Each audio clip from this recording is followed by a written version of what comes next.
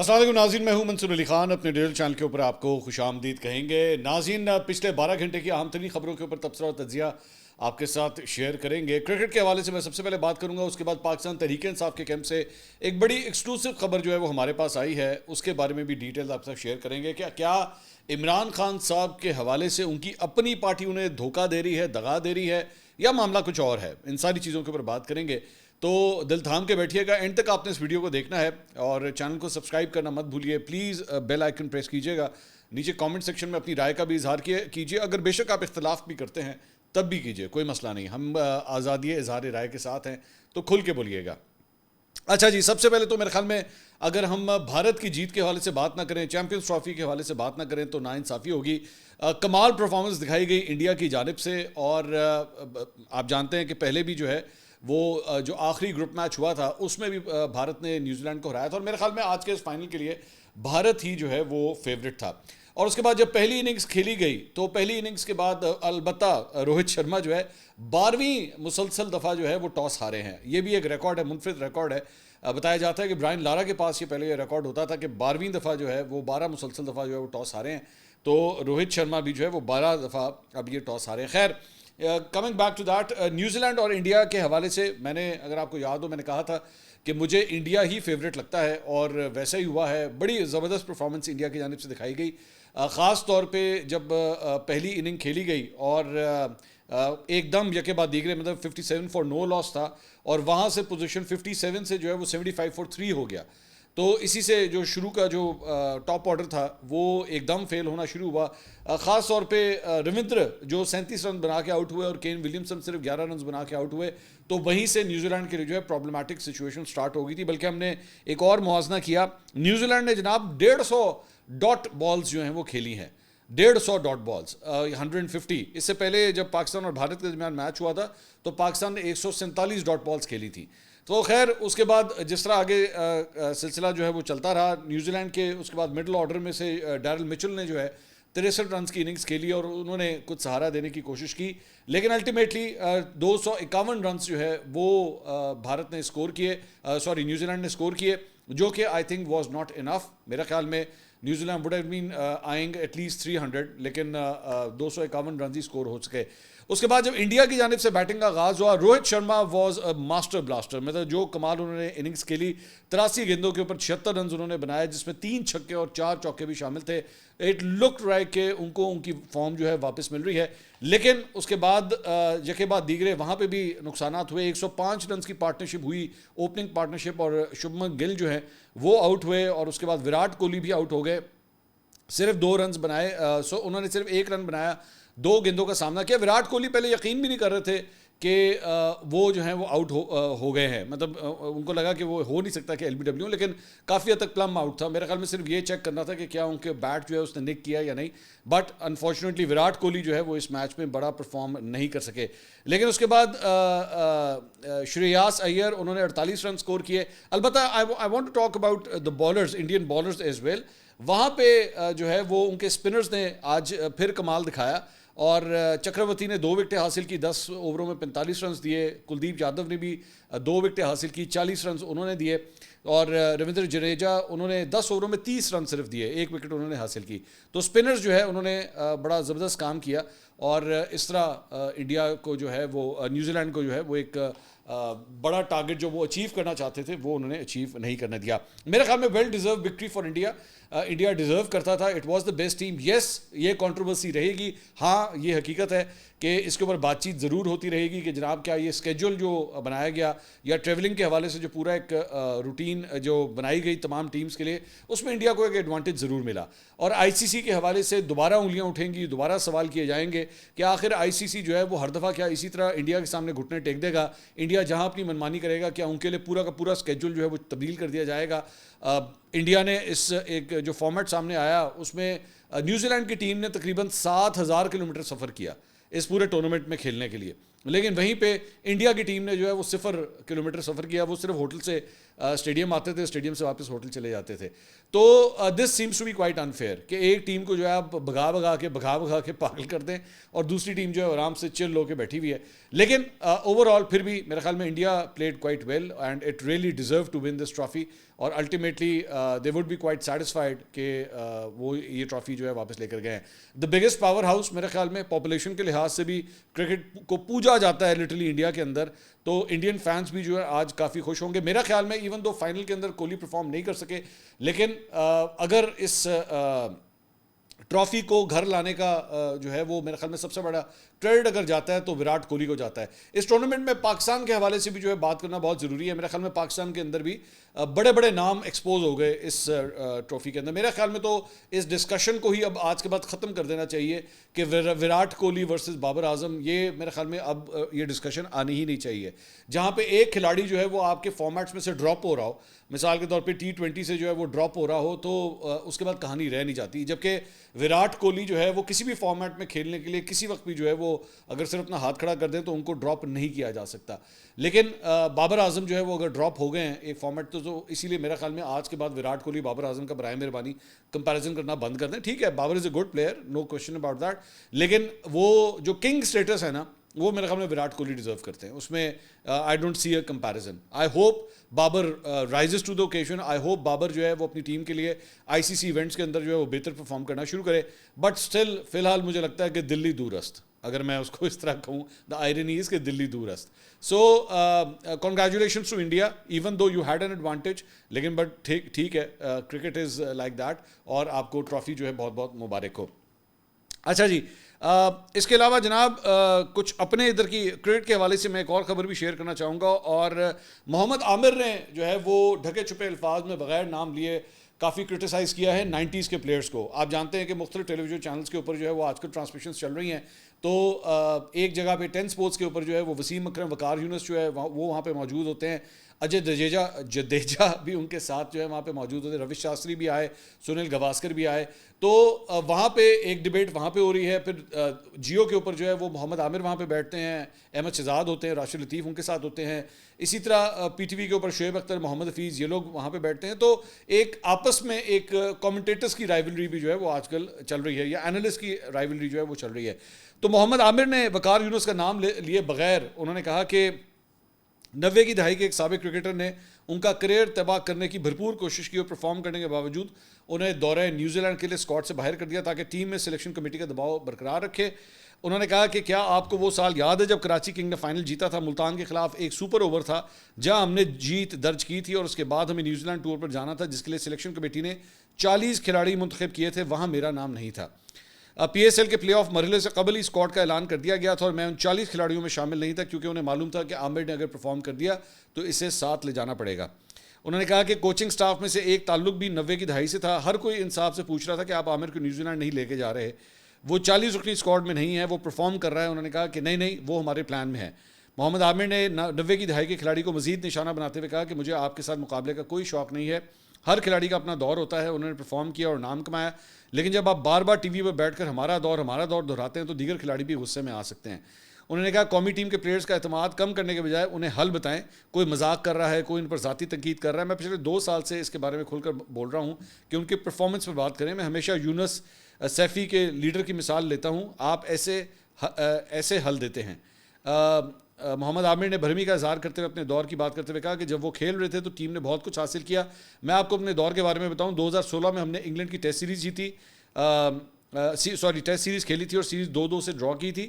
2017 میں انگلینڈ میں champions trophy جیتی تھی. 2018 میں ہم نے نیوزی لینڈ کے خلاف T20 سیریز جیتی تھی. اسی طرح ٹیسٹ کرکٹ میں نمبر 1 ایک پوزیشن پر تھے, اور 2019 سے سیمی فائنل بھی کھیل سکتے تھے, بس نیٹ رن ریٹ کے باعث ہمیں باہر ہونا پڑا. تو محمد عامر بھی جو ہے وہ آگے سے جواب دے رہے ہیں, وہ کافی غصے میں دکھائی دیتے ہیں. اچھا جی, میرا خیال میں کرکٹ کے حوالے سے, اسپورٹس کے حوالے سے کافی بات ہو گئی. آئیے اب ذرا آپ کو سیاست کے میدان سے ذرا کچھ اندر کی خبر دیتے ہیں. اور یہ خبر آئی ہے پاکستان تحریک انصاف کے کیمپ سے, اور یہ ایکسکلوسیو خبر ہے جو میں آپ کے ساتھ شیئر کرنے جا رہا ہوں. پچھلے 3-4 دن سے یہ ڈسکشن ہو رہی ہے, اور PTI کے اپنے سرکلز کے اندر یہ ڈسکشن ہو رہی ہے کہ جی اڈیالہ جیل کے باہر جو ہے وہ ہمیں ایک کیمپ لگانا چاہیے. اچھا, اس کے اندر جب یہ پروپوزل آیا تو یہ بیسکلی مختلف جو ان کے رہنما تھے, ان کے وکلا تھے, جب مل کے آئے خان صاحب سے, تو اس کے بعد یہ بات سامنے آئی کہ جناب خان صاحب کی جانب سے کہا گیا ہے کہ یہ احتجاج کیا جائے. پاکستان تحریک انصاف کے چند رہنماؤں کی جانب سے بھی اس سے پہلے یہ جو ہے وہ تجویز دی گئی تھی, اور ہم نے بھی آپ کو کئی دفعہ اس کے بارے میں بات کی تھی کہ بھائی آپ یہ جو جس قسم کے احتجاج آپ لوگ کر رہے ہیں یہ گونگلوں پہ سے مٹی جھاڑنے کے برابر ہے. اگر تو واقعی احتجاج کرنے کا موڈ ہے نا تو اڈیالہ جیل کے باہر بیٹھ کے احتجاج کریں. اچھا, اس کے بعد کے پی اسمبلی کے اندر بھی جو ہے وہ پاکستان تحریک انصاف کے چند ایم پی ایس کی جانب سے یہ کہا گیا کہ جناب ہمیں اسمبلی کا اجلاس وہاں بلا لینا چاہیے یا اپنے ایم پی ایس کو کہنا چاہیے کہ وہاں پہ جائیں. اب آپ صرف اسی سے اندازہ کر لیجئے کہ ایک اسمبلی ہے جس کی 2/3 میجورٹی جو ہے وہ پی ٹی آئی کے پاس ہے. اس کے بعد اپوزیشن کے اندر نیشنل اسمبلی میں آپ کے ایم این ایس کی بہت بڑی تعداد ہے, پنجاب کے اندر آپ کے ایم پی ایس کی بہت بڑی تعداد ہے. یہ سب کے سب اگر کنورج کر جائیں وہاں پہ اڈیالہ جیل کے باہر تو ایک اچھا خاصا بڑا شو ہو سکتا ہے. لیکن ہماری اطلاعات کے مطابق کل رات کو پاکستان تحریک انصاف کا جو اجلاس ہوا ہے اس کے اندر جب اس پروپوزل کو ڈسکس کیا گیا کہ جناب کیا ہمیں کسی قسم کا احتجاجی کیمپ اڈیالہ جیل کے باہر لگانا چاہیے, تو اسے مکمل پن ڈاؤن کیا گیا ہے اور مختلف رہنماؤں کی جانب سے اسے پن ڈاؤن کر دیا گیا, یعنی کہ اسے ختم کرنے کی بات کی گئی کہ نہ ایسا مت کرنا. اب میری اطلاعات کے مطابق اس پہ بڑا بحث مباحثہ ہوا ہے, فور اور اگینسٹ بہت لوگوں کے آپس میں بحث مباحثے ہوئے ہیں. اب یہ میں آپ کے اوپر چھوڑتا ہوں, یہ آپ اس کا بیٹھ کے اگر آپ پی ٹی آئی کے فالوور ہیں یا آپ پالیٹکس کو جو ہے وہ فالو کرتے ہیں, آپ خود ہی بیٹھ کے سوچ لیجئے کہ کیا ان میں سے مطلب ٹھیک کون کہہ رہا ہے غلط کون کہہ رہا ہے. میں دونوں آرگومنٹس جو ہے وہ آپ کے سامنے رکھ دیتا ہوں.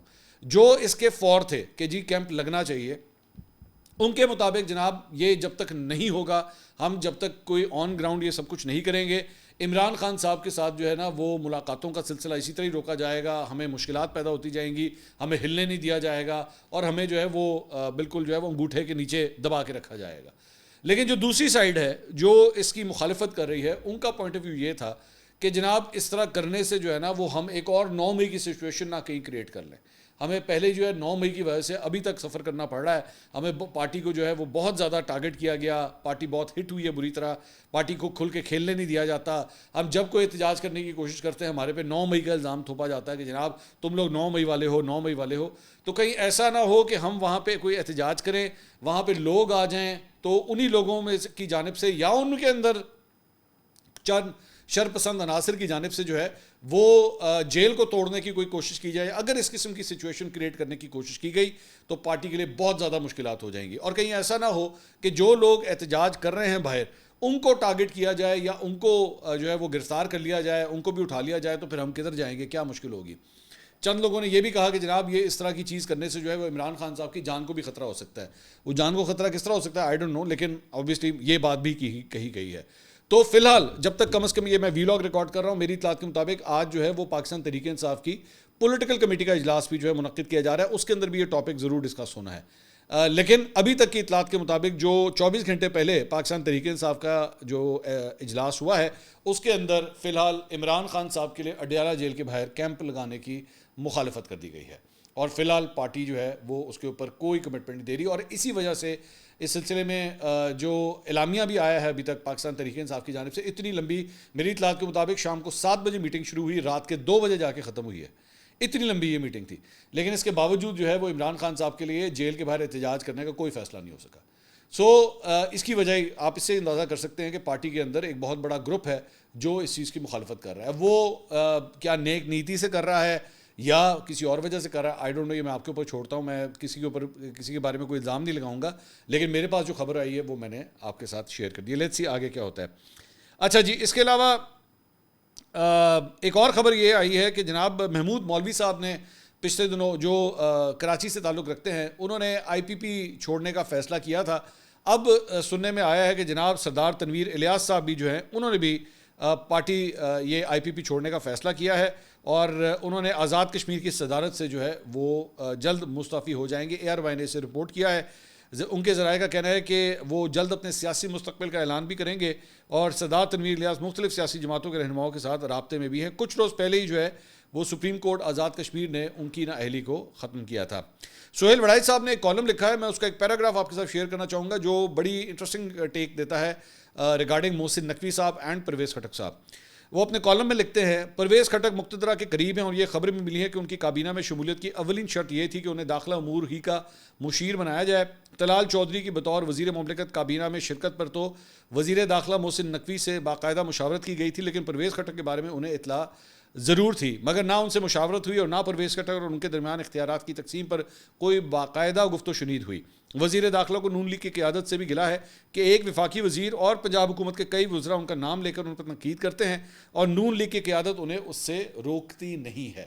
اچھا، جو میرا خیال میں یہ جس کی بات کر رہے ہیں، ہو سکتا ہے اٹ کوڈ بی رانا ثناء اللہ صاحب، کہ رانا ثناء اللہ صاحب جو ہیں ان کو ہم نے دیکھا ہے کہ کرکٹ کے حوالے سے وہ کافی لب کشائی کرتے ہیں، اور ہاں پنجاب کی کابینہ میں سے عظمہ بخاری صاحبہ جو ہے وہ کرکٹ کے اوپر کافی محسن نقوی صاحب کو ڈھکے چھپے الفاظ میں کم از کم وہ ٹارگٹ کرتی ہیں، کھل کے نہیں بولتی لیکن ڈھکے چھپے کوڈڈ الفاظ کے اندر جو ہے وہ یہ سارا کچھ کہتی ہیں۔ اچھا جی، اس کے علاوہ جناب پیر والے دن، مجھے نہیں پتا یہ ویڈیو آپ کب دیکھ رہے ہیں، لیکن پیر والے دن جو ہے وہ صدر مملکت آصف علی زرداری جو ہے وہ پارلیمنٹ کے مشترکہ اجلاس سے خطاب کریں گے، اور قومی اسمبلی سیکریٹریٹ نے پارلیمنٹ کے مشترکہ اجلاس کا یک نکاتی ایجنڈا بھی جو ہے وہ جاری کیا ہے۔ رپورٹ کے مطابق قومی اسمبلی سیکریٹریٹ کی جانب سے مشترکہ اجلاس کے ایجنڈے کے مطابق صدر مملکت آصف علی زرداری جو ہے وہ اس اجلاس سے خطاب کریں گے۔ 3 بجے یہ خطاب ہوگا۔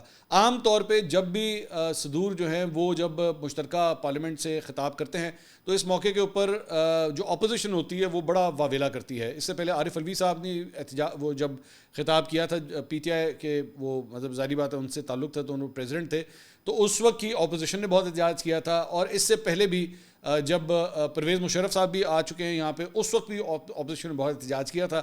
اب دیکھنا یہ ہے کہ آصف علی زرداری صاحب کا ویلکم جو ہے وہ کیسے کیا جاتا ہے۔ ایون دو یوسف رضا گیلانی صاحب نے جو ہے وہ ابھی آن عباس بپی صاحب کے لیے پروڈکشن آرڈرز جو ہے وہ جاری کروائے، ان کو بلایا بھی peoples, they were very thankful to the chairman senate, لیکن کیا پیپلز پارٹی سے تعلق رکھنے والے صدر کا جو ہے وہ خطاب خاموشی سے سنا جائے گا یا احتجاج کیا جائے گا؟ We will have to wait and see what happens.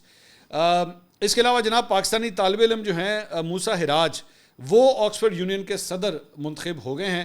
موسیٰ ہراج آئندہ ٹرم کے لیے آکسفورڈ یونین کے صدر منتخب ہوئے ہیں۔ وہ اس عہدے پر منتخب ہونے والے چوتھے پاکستانی ہیں، اور ایک سخت مقابلے کے بعد جو ہے وہ یہ صدر منتخب ہوئے ہیں۔ یہ جو پاکستانی نوجوان ہے موسیٰ ہراج، یہ سابق وفاقی وزیر محمد رضا حیات ہراج کے صاحبزادے ہیں۔ تو اس سے پہلے محترمہ بے نظیر بھٹو بھی جو ہے ان کو یہ اعزاز حاصل ہو چکا ہے، اور اب موسیٰ ہراج جو ہیں ان کو مطلب بڑی پاکستان کے لیے ایک بڑی خوشی کی خبر ہے۔ اس کے علاوہ جناب امریکہ نے پاکستان میں سفر کرنے کے حوالے سے اپنی ٹریول ایڈوائزری جو ہے وہ جاری کی ہے۔ اس ایڈوائزری میں امریکی محکمہ خارجہ کے بیورو آف کانسولر افیئرز نے یہ ایڈوائزری جاری کی ہے، اور اس میں پاکستان کے سفر پر نظر ثانی کرنے کی انہوں نے امریکنز کو ہدایت کی ہے۔ ایڈوائزری میں کہا گیا ہے کہ امریکی شہری خیبر پختونخوا اور بلوچستان کے سفر سے بھی گریز کریں۔ آپ پہلی پاکستانیوں کے امریکہ میں آنے کے حوالے سے آلریڈی یہ خبر آ چکی ہے، ابھی تک وہ کنفرم نہیں ہے، ظاہری بات ہے ابھی تک کوئی فارمل اناؤنسمنٹ نہیں ہے، لیکن خبروں میں آیا تھا، ویسٹرن میڈیا نے یہ رپورٹ کیا تھا کہ ایسی کوئی جو ہے وہ پابندی لگ سکتی ہے پاکستانیوں کے حوالے سے اور افغان شہریوں کے حوالے سے۔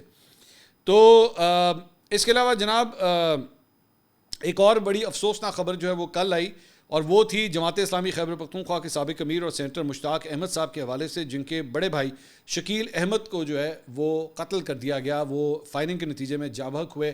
اب جیسی یہ خبر آئی تھی تو پہلے لوگ یہ سمجھے کہ شاید اس کا کوئی پولیٹیکل اینگل ہے، کیونکہ سینیٹر مشتاق جو ہے وہ پچھلے دنوں اسرائیل کے حوالے سے، فلسطین کے حوالے سے بھی احتجاج کرتے رہے، تو کچھ لوگ سمجھے کہ شاید یہ کوئی دہشت گردی کا واقعہ ہو سکتا ہے، لیکن اس کی جب ڈیٹیل سامنے آئی ہیں تو یہ پتہ لگا ہے کہ یہ جہاں پہ یہ واقعہ پیش آیا ہے یہ ان کے ہمسائے کی جانب سے جو ہے وہ فائرنگ کی گئی ہے، اور سننے میں آیا کہ وہ جو شخص تھا جس نے یہ فائرنگ کی ہے وہ نشے کا عادی تھا، وہ اپنے گھر میں کافی لڑائی جھگڑا کر رہا تھا، اور یہ جب گئے ہیں وہاں پہ اس لڑائی کو چھڑوانے کے لیے تو پھر ان کو بھی جو ہے وہ فائرنگ کر کے ٹارگٹ کیا گیا، اور اس طرح یہ جو ہے وہ یہ جاں بحق ہوئے ہیں۔ تو بڑی افسوسناک خبر ہے، and are condolences with senator مشتاق احمد صاحب۔ تو یہ جناب اب تک کی اپڈیٹ تھی، انشاءاللہ اگلی ویڈیو میں آپ سے دوبارہ ملاقات ہوگی۔ اللہ حافظ۔